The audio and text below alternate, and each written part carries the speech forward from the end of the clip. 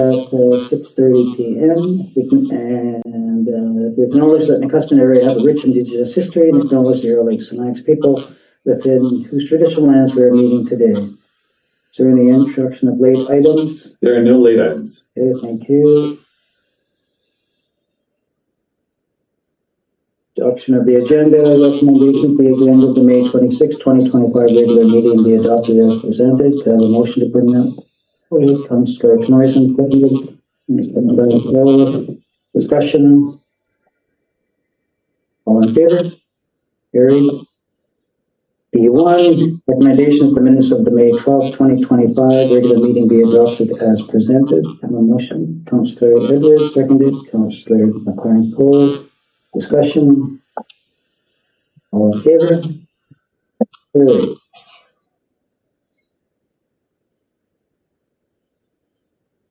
Business arising from the minutes? None. D1, recommendation of the Operations Department quarterly report dated May 26, 2025 be received for information. Can bring that forward. Councillor Edwards, seconded. Councillor McLaren-Cole. Any questions for the Operations Department? Councillor Edwards. Thank you, Mr. Mayor. Through the Mayor, I just wanted to thank the Director of Operations for constantly giving us such great information and keeping us up to date on what's going on. I really appreciate that. Welcome. Any other discussion, questions? Hearing none. All in favor? Carried. J1, RDCK Rec Service Review Request. Recommendation is that Council submit a request to the RDCK to request it conducts an informal review of the Recreation Center portion 684 of the Regional Service Agreement between the RDCK and the Village of Nakusp, and to work towards a new funding model consisting of a contribution service agreement between the RDCK and the Village of Nakusp. Can I bring this forward? Councillor McLaren-Cole, seconded. Councillor Knoyson. Questions?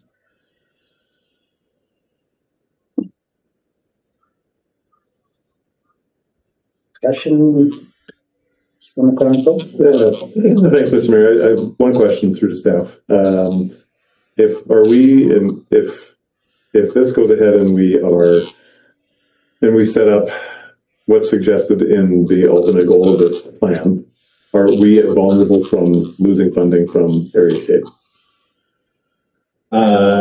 Through the Mayor, my understanding after conversations with the CAO of the RDCK, Stuart Horn, is that no, the one member of one director is not able to finish a service. It actually would take a vote of the entire RDCK to be able to shoot down the end of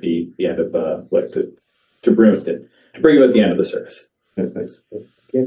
Is it a 5-year term? 5-year review before the review? Yeah, so the service would be the agreement would be a 5-year agreement. And, the nice thing about a 5-year agreement is, if anything were to change in terms of how we are operating our services, or, if there's any major expenditure or something of the sort, we would be able to renegotiate the agreement after 5 years and add that in. So another question, something happens after the first or second year that we see the more funding. How does that work there? So that would be entirely on us. So the service is ours. They would, as per the service agreement, they would be likely providing a set amount of funding from the RDCK Defined Area K. We would have included in that what the contribution would be every year, how much the increase could be on an annual basis, and also probably a small portion of asset funds being put into reserves based off of that. But if we had a major expense that came up, it would be our expense. So if we had to borrow for example, what we could do is after the 5-year mark hits, we'd go to renew the agreement. We would ask them to include that into the next agreement. A portion of them paying towards that. But ultimately, it's our facility, so our expense. Further discussion. Councillor Canoison? There was just, through the mayor to staff, one sentence that I didn't quite understand. Currently, the only way to fund large capital rehabilitation projects is through borrowing because there is no mechanism to establish a reserve fund fairly. I don't understand why there's no way to establish a reserve fund fairly. Okay. So through the mayor, so right now, the way the system works is we pay the RDCK for the recreation services, and they provide us that funding, including the defined area K, in order for us to operate the recreation services on their behalf. They are not interested in collecting any money at this time for asset management of a facility that they do not own. So right now, the only way we would be able to contribute to, in this model, the only way we'd be able to contribute to a asset management for the recreation complex is if we paid for all the contributions ourselves. So at least now we have a chance, if this moves forward, to be able to include that into part of the service agreement with Defined Area K. Thank you. Further discussion? All in favor? Carried. Information items. Recommendation that items K1 to K6 be received for information. Have a motion to bring those forward. Councillor Carnflo, seconded. Councillor Canoison. Any items council wishes to bring forward? Councillor Canoison. No, thank you. Councillor Carnflo. Thanks, Mr. Mayor. I'll just talk briefly about K6, the board highlights. Because this is the first meeting that we've had since the last RDCK board meeting. I got to chair that meeting, which was an interesting first meeting to chair. I won't have much of a report for next month because I was preoccupied with running the meeting. But there is a good, I won't belabor what's written, but I'll just say that it was an extraordinary meeting insofar as there were 30 or 40 people in the room and over 300 people online because because of the ostrich farm in Edgewood, and yeah, it was an experience. So if anybody has questions about it or wants to talk about it afterwards, I'm happy to do that. So yeah, that's it. Thanks. Yeah, thank you. Councillor Edwards. No, thank you, Candace. So in that board, I did fill in for Councillor Huff at the last meeting, but I'll have a report on it next time. The last meeting I was at. Any further questions on? All in favor? Carried.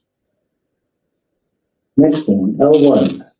So there's a recommendation here. I'm just going to bring it forward, but I'm thinking we can amend it later, if need be. Recommendation that council direct staff to communicate the daily rate of no reduction for the rental of the entire campground to Horizon Unlimited for the nights of July 10th, 11th, and 12th, 2020-25. Have a motion to bring that forward. Councillor Edwards, seconded. Councillor Clarence Cole. Discussion. Councillor Edwards. Through the mayor to staff, I'm just curious, they got a rate that was given to them in error until this year, and we discovered that we were undercharging them. Oh, sorry, I misunderstood. No, you're not. It's somebody was providing them what they. Okay, so in the previous years, a couple of years, we've actually contracted out the management of the campground. Mm-hmm. So in that instance, it was actually up to the contractor to provide a So the contractor gave them a rate. However, last 2 years. No, in the last 2 years, They didn't get a discount last 2 years. That's what they say in their letter, though. They did prior to the last 2 years. They were paying for say. Oh, interesting. So they paid full price for the last 2 years. Prior to that, it was discount. Prior to that, But the discount was provided by staff. That's interesting. Yeah. Sorry.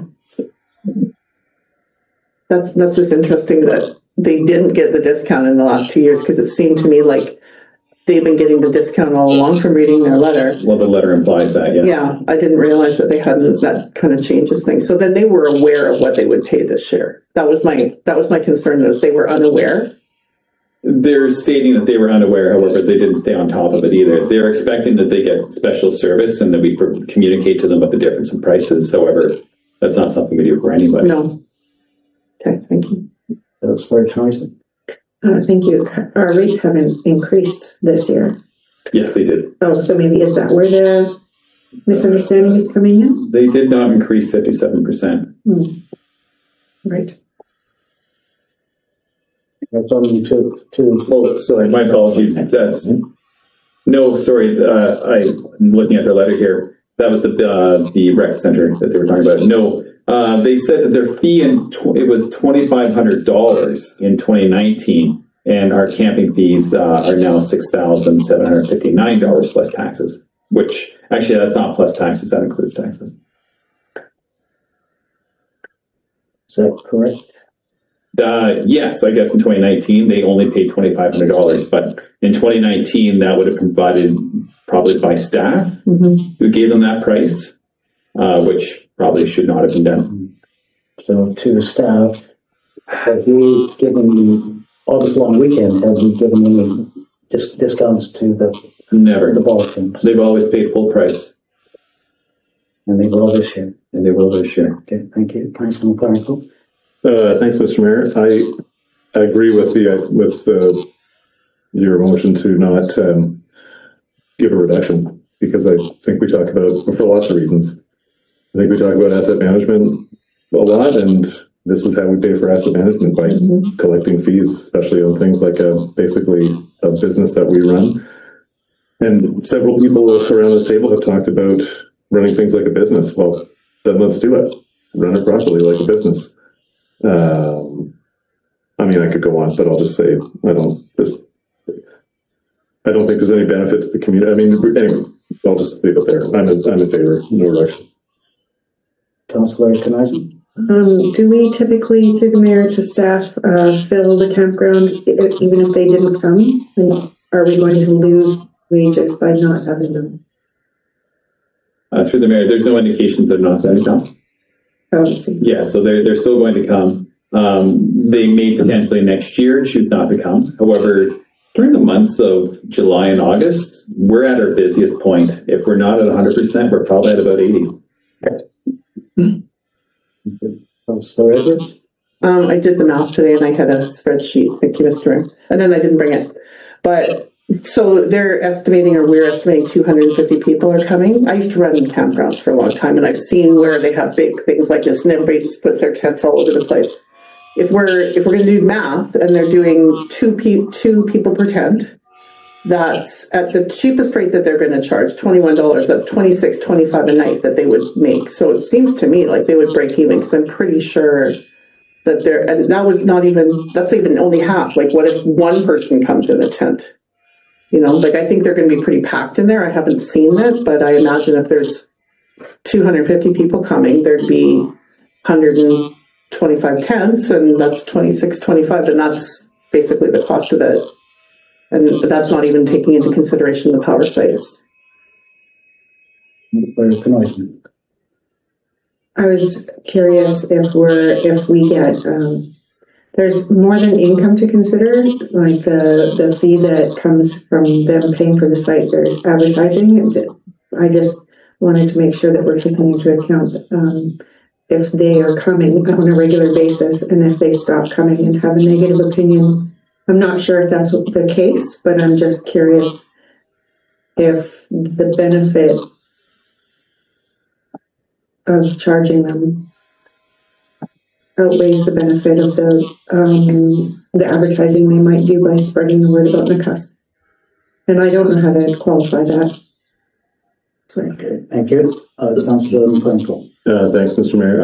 I'll just say that if this group doesn't like the fact that we're charging our regular rates, then I don't see how there's a criticism to be made.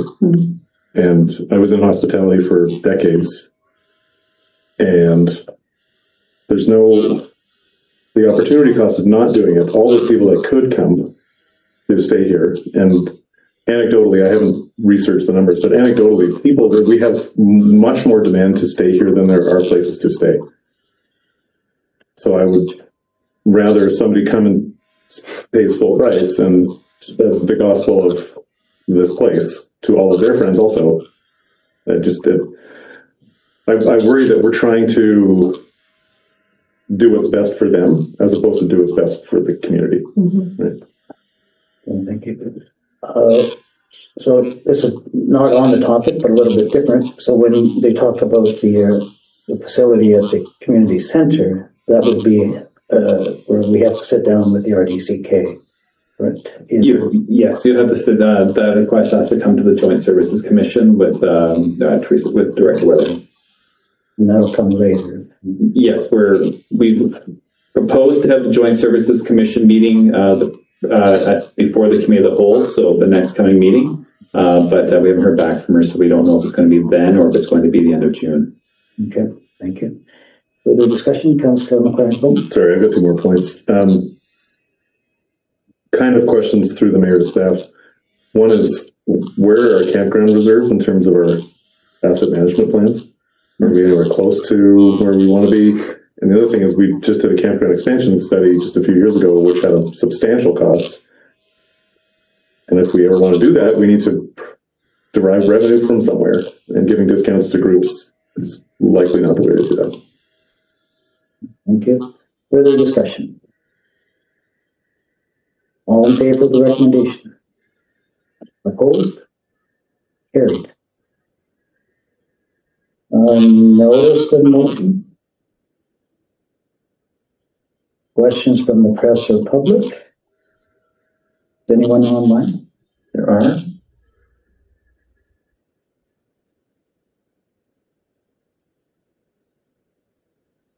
Are there any questions from the public online?